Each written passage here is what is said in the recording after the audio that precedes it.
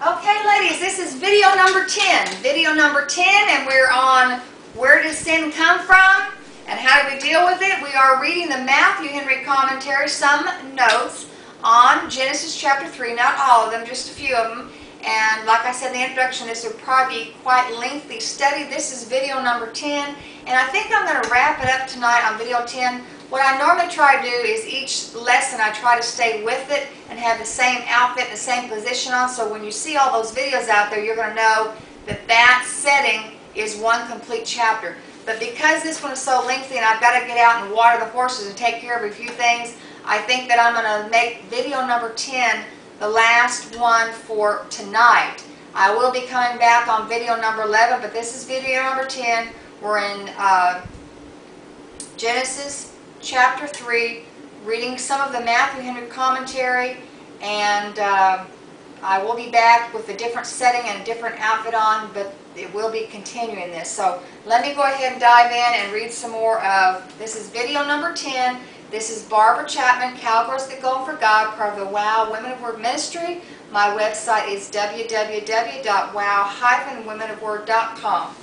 And we're talking about, it says Genesis 3, 6 through 8. This is talking about, the fall of man. The fall of man. It said, God tried the obedience of our first parents by forbidding them the tree of knowledge, and Satan does, as it were, join issue with God. And that very thing undertakes to seduce them into transgression, and here we find how he prevailed. God permitted it for wise and holy ends. The woman, being deceived by the tempter's artful management, was ringleader in the transgression. 1 Timothy 2:14, she was first in the fault, and it was a result of her consideration, or rather her inconsideration. Note, when there is thought to be no harm in a forbidden fruit than in other fruits, sin lies at the door, and Satan soon carries the day. Beware. Christ is a tree to be desired to make one wise. Colossians 2:3 and 1 Corinthians 1:30, if you want to look those verses up. Let us, ladies, by faith, feed upon him, that we may be wise to salvation. In the heavenly paradise, the tree of knowledge will not be a forbidden tree, for there we shall know as we are known. Let us therefore long to be there, and in the meantime, not exercise ourselves in things too high or too deep for us, nor covet to be wise above what is written in God's Word.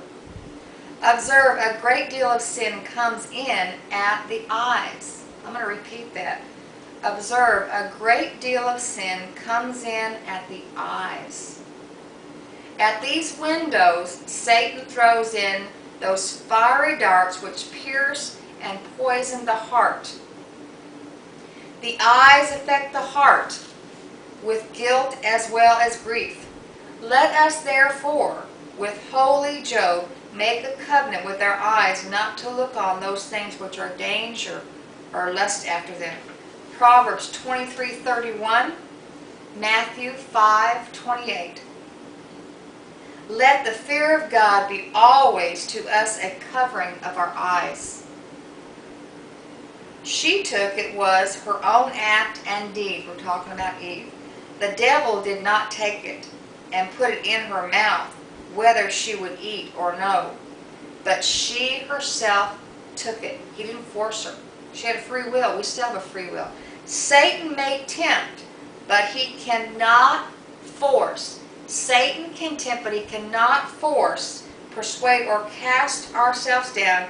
He cannot cast us down, Matthew 4:6. We have a free choice. That's where God is so awesome. He gave us a free will. God is a gentleman. Therefore, it is our wisdom to suppress the first emotions of sin and to leave it off before it is meddled with. Stay away from it. Taste not, touch not, handle not. So gave also Eve, gave to her husband with her. It is probable that he was not with her when she was tempted. Surely, if he had been, he would have interposed to prevent the sin. And now I remember that was one of my questions earlier.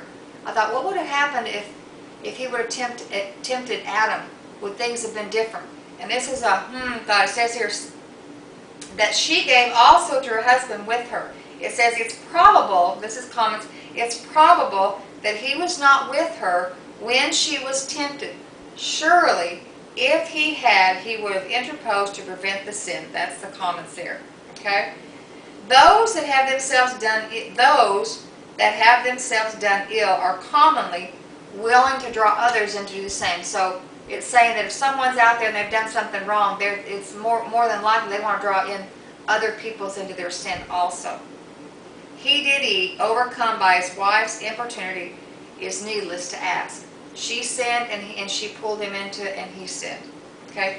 But we all have to answer for our own sin. When I get to heaven, I can't blame my husband or blame so-and-so or John Doe.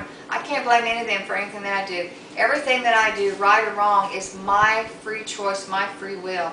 And I have to answer to God for what I do right and what I do wrong. Just like you will have to answer. We can't blame any of our stuff on anybody else. It's not going to take place.